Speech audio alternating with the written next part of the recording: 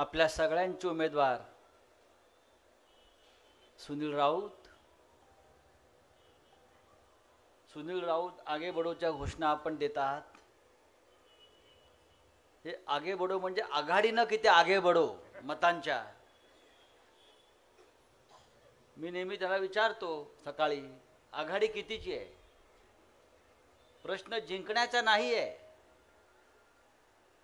प्रश्न आघाडी किती आपण घेणार आहोत. मशाल चिन्हावरची ही पहिली विधानसभा निवडणूक आहे, लक्षात घ्या. लोकसभा आपण जिंकलो. आपले खासदार संजय दिना पाटील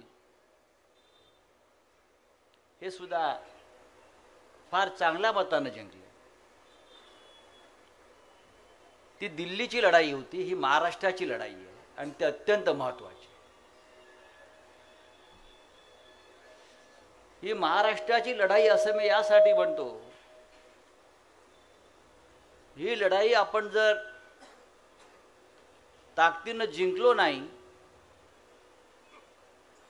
तर हा महाराष्ट्र आपला राहणार नाही, अशा प्रकारचं वातावरण आज निर्माण झालेलं आहे. रोज कोणतरी येतं महाराष्ट्रामध्ये आणि इकडला एक उद्योग गुजरातला घेऊन जातो.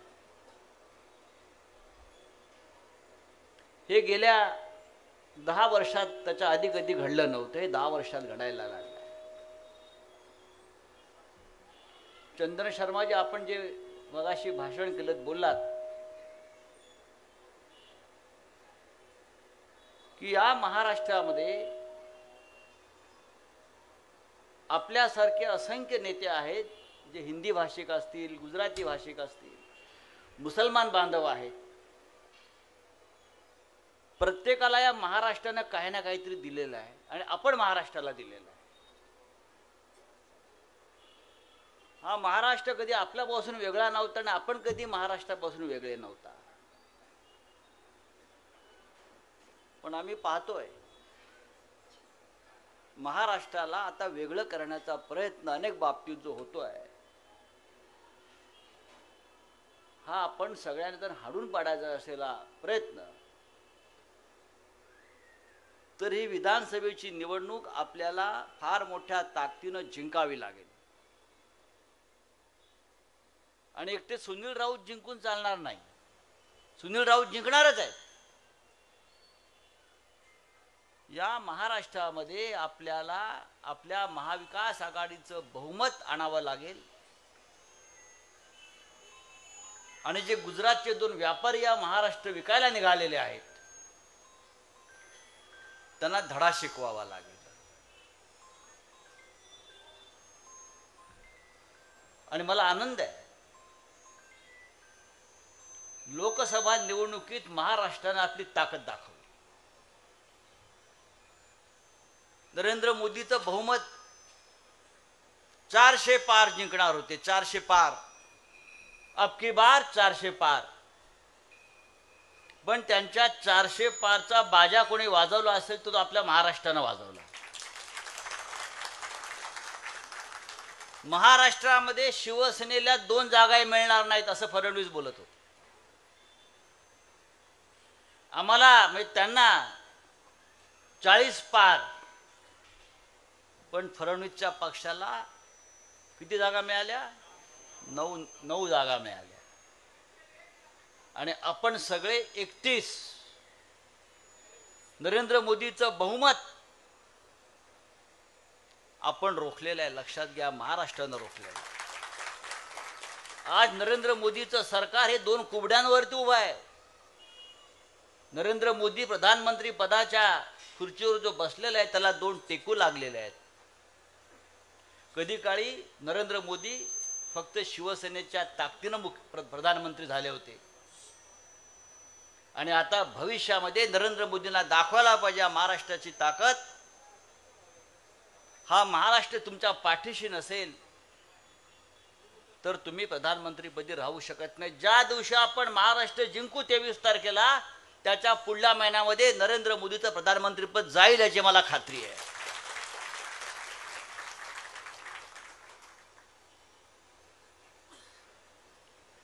शिवसेनेची मशाल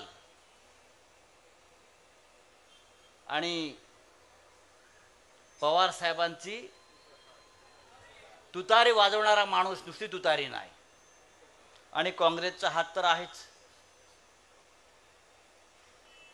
या मोदी आणि शहांनी त्यांना महाराष्ट्राशी सामना करता येत नाही म्हणून काय करावं, त्यांनी आधी शिवसेना तोडली, मग शरद पवार साहेबांचा राष्ट्रवादी काँग्रेस पक्ष तोडला. ब्लैकमेल तो हमको भी किया था ना, लेकिन उसका भी मुंह ब्लैक हो गया.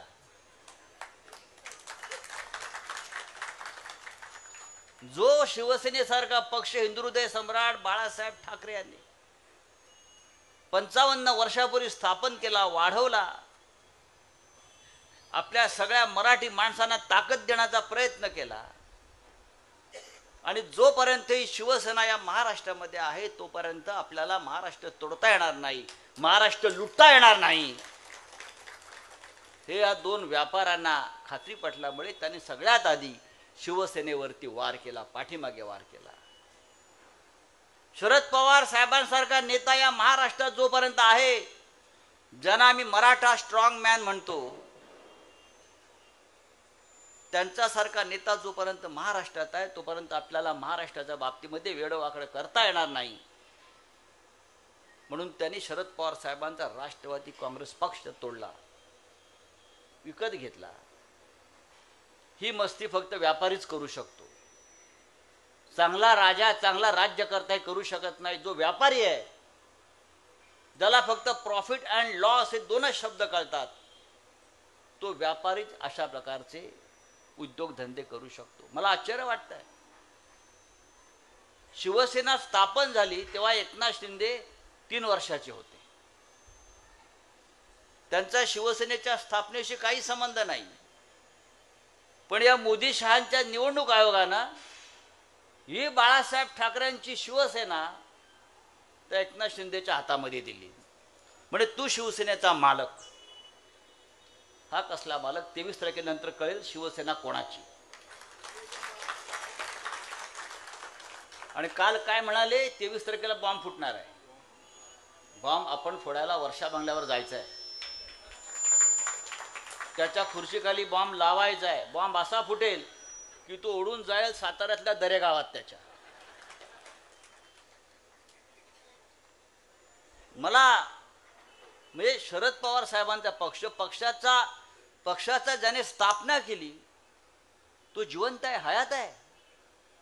मी पवार साहेबांबरोबर निवडणूक आयोगात बसलोय, सुनावणी चालू आहे, निवडणूक आयोग समोर बसलेला आहे. ते राजीव कुमार, ज्याने पक्ष स्थापन केला, ज्याने जन्म दिला पक्षाला, तो समोर बसलेला आहे, जन्मदाता. आणि निवडणूक आयोग सांगतोय हा पक्ष तुमचा नाही, हा पक्ष त्या बाजूला बसलेला अजित पवारचा आहे. अशा प्रकारचा अन्याय या देशामध्ये यापूर्वी कधी झाला नव्हता. जो शिवसेनेच्या बाबतीत झाला, जो शरद पवार साहेबांच्या बाबतीत झाला. आणि या सगळ्याचा अन्यायाचा सूड घेणारी ही निवडणूक आहे, आपण विसरता कामा नये. हे विसरू नये. महाभारत जे घडलं ते या सूडाच्या भावनेतून घडलं. आपण सुद्धा सूड घ्यायला शिकायला पाहिजे, ज्याने आपल्या बाबतीमध्ये अन्याय केलेला आहे. या मुंबईची लढाई, ही महाराष्ट्राची लढाई सोपी लढाई राहिलेली नाही. रोज महाराष्ट्रामध्ये कुठे ना कुठेतरी 5-10 कोटी रुपये पकडले जात आहेत. पूर्वी अख्खी निवडणूक आमची 5 कोटीत व्हायची महाराष्ट्राची, तेवढे पण नसायचे. विधानसभेची निवडणूक 2-5 लाखात व्हायची. आज एकनाथ शिंदे आणि फडणवीस यांच्या हातात राज्याची सूत्र गेल्यापासून विधानसभेची निवडणूक 100 कोटीच्या खाली जात नाही यांची. आणि आपण अजूनही लाखामध्येच निवडणूक लढतो. हा पैसा येतो कुठून याचा विचार आपण केला पाहिजे. हे कोटी कोटी रुपये येतात कुठून? आमदार विकत घ्यायला, खासदार विकत घ्यायला, निवडणुका लढायला. मला कोणीतरी सांगितलं सुनील राऊतांच्या विरुद्ध कोणी आपल्यातून फुटून गेलेल्या त्याही म्हणे कोट्यवधी रुपयांचं बजेट घेऊन इथं उतरलेलं आहे. बजेट घेऊन उतरा, मतं कोण देईल तुम्हाला? मतं कोण देणार तुम्हाला? आणि तुम्हाला का मतं द्यावीत लोकांनी? गद्दारी केली म्हणून, बेईमानी केली म्हणून, बाळासाहेब ठाकरेंच्या शिवसेनेशी बेईमानी केली म्हणून तुम्हाला मतं द्यायची? तुम्हाला सर्व काही शिवसेनेने दिलेलं आहे. एकनाथ शिंदे असतील, त्यांचे सगळे मंत्री असतील, आमदार असतील, अजित पवार असतील, त्यांच्याबरोबर गेलेली सगळी फलटण असेल. अरे आपण होतात कोण?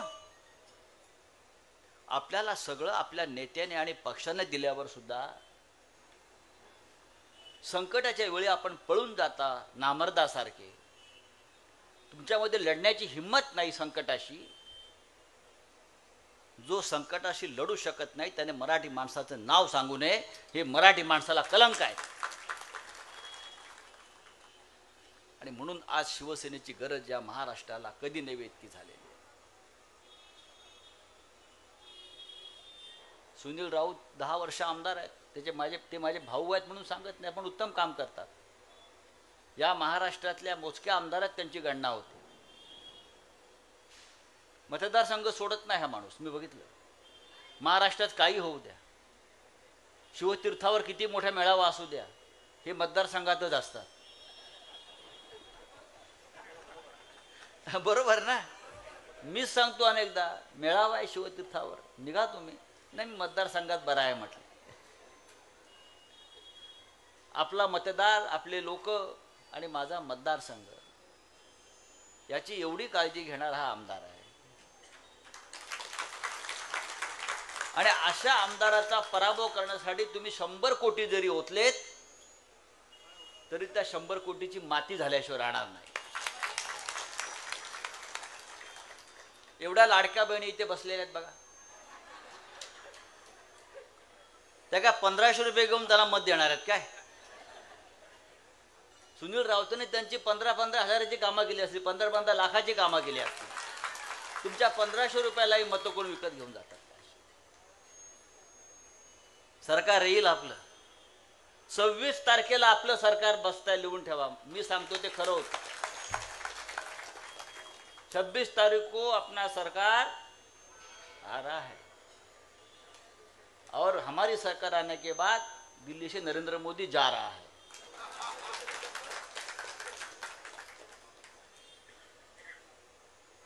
आणि मगाशी आपण म्हणालात दादा पिसाळ, तुमचं स्वप्न पूर्ण करण्याचा प्रयत्न करू आम्ही. पण हा एक आपला शिवसेनेचा दत्ताजी फार मोठा बालेकिल्ला आहे ईशान्य मुंबई. खरं म्हणजे पलीकडे कोणीतरी राजपुत्र उभे राहत होते. मी म्हटलं त्यांनी या इथे उभं राहायला पाहिजे. निवडणूक काय असते त्यांना अनुभव घ्यायचा असेल तर भांडूप पश्चिमेला नको, भांडूप आपलं विक्रोळी कन्नमारला उभे राहा आणि शिवसेनेशी खरी टक्कर घ्या. खरी टक्कर घ्या. ज्याला शिवसेना काय आहे पाहायचा असेल, टक्कर घ्यायची असेल, हे असे लेचेपेचे लोक उमेदवार उभे केले. आम्हाला पण मजा येत नाही. कोणासमोर लढायचं आम्ही? लढायला पेलवान तरी चांगला आणा. त्याच्याबरोबर 2-4 कार्यकर्ते दिसत नाहीत म्हणून. पण असो, हे सगळे जुने नवे शिवसैनिक आज इकडे दिसत आहेत. महिला कार्यकर्त्या दिसत आहेत. आपल्या महाविकास आघाडीच्या सर्व काँग्रेस, राष्ट्रवादी सगळ्या पक्षाचे प्रमुख नेते. खूप दिवसांनी तानाजीचं दर्शन झालं, तावजीचं. निर्भवणे आहेत, बाबा कदम आहेत, आपण सगळे आहात. प्रचाराला फार दिवस राहिलेले नाही. जिंकणार नक्की, पण आघाडी किती हा प्रश्न घेऊन आपण मतदारांपर्यंत पोहोचायचा आहे. सगळ्या जाती धर्माचे लोक आपल्याला मत देत आहेत. सुनील राऊतांनी फक्त मंदिरच वाचवली का? मशिदी वाचवलेल्या आहेत, बुद्धविहार वाचवलेले आहेत. सगळ्यांना मदत करतात, कारण बाळासाहेब ठाकरेंचे ती एक शिकवण आहे. सामाजिक कार्य करताना जात धर्म पंथ पाहू नका. ज्याला गरज आहे, मानवता हा सगळ्यात मोठा धर्म आहे. आपल्यापेक्षा अनेक गरजू लोक आपल्या समाजामध्ये आहेत. ज्याने आपल्याला ही सत्ता दिलेली आहे, ज्याने आपल्याला पद दिलेलं आहे, त्यांच्यासाठी आपण अहोरात्र झटलं पाहिजे आणि काम केलं पाहिजे. त्यासाठी आम्हाला त्याने आमदार केलं, खासदार केलं. ही काय शोभेची पदं नाही आहे. बाळासाहेबांनी नगरपित्याचे नगरसेवक केले ना. आधी नगरपिते होते, मग नगरसेवक केले. आम्ही सगळे तुमचे सेवक आहोत. हळूहळू निवडणुकीचा रंग चढत जाईल. कोणत्याही परिस्थितीमध्ये संयम ढळू द्यायचा नाही. एक लक्षात घ्या, ही निवडणूक फार संयमाची परीक्षा घेणारी आहे. आपल्याला उत्तेजित केलं जाईल, चेतवलं जाईल, काहीतरी करा यांच्याकडून घडवून घेतलं जाईल आणि निवडणुकीची दिशा बदलली जाईल. त्याच्यामुळे प्रत्येकानं अत्यंत प्रचारामध्ये संयमानं राहिलं पाहिजे.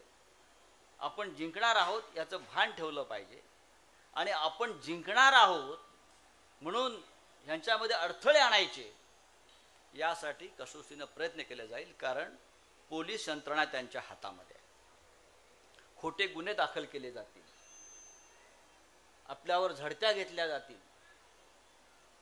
एकनाथ शिंदे हेलिकॉप्टरमधून 10 बॅगा उतरवतात, त्याची तपासणी होत नाही.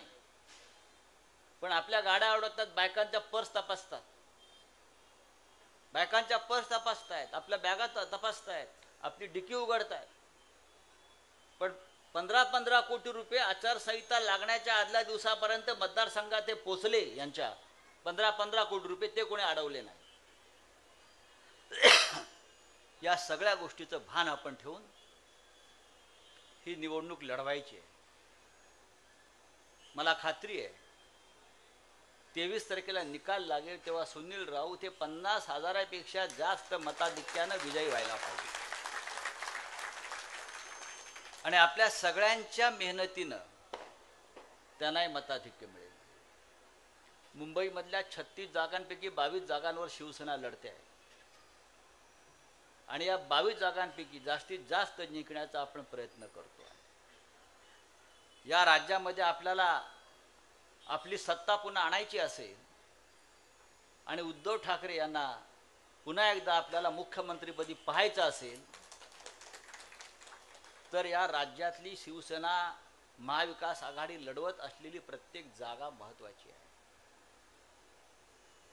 आणि जिथे जिथे आपले नातेवाईक मित्रपरिवार आहे आजूबाजूच्या मतदारसंघात, त्या प्रत्येकाला आपण आपल्या पद्धतीनं सांगायला पाहिजे की तुम्ही आहात तिथे महाविकास आघाडीचं काम करा, तुम्ही आहात तिथे काँग्रेसचं काम करा, तुम्ही आहात तिथे राष्ट्रवादी काँग्रेसचं काम करा आणि आपण सगळ्यांनी मिळून या महाराष्ट्रामध्ये विजयाची मशाल पेटवायची आहे, तुतारी फुंकायची आहे आणि राज्य पुन्हा एकदा वैभवाला न्यायचं आहे आणि राज्य लुटारूंच्या ताब्यातून काढून उद्धव ठाकरे साहेबांच्या हातात द्यायचं आहे.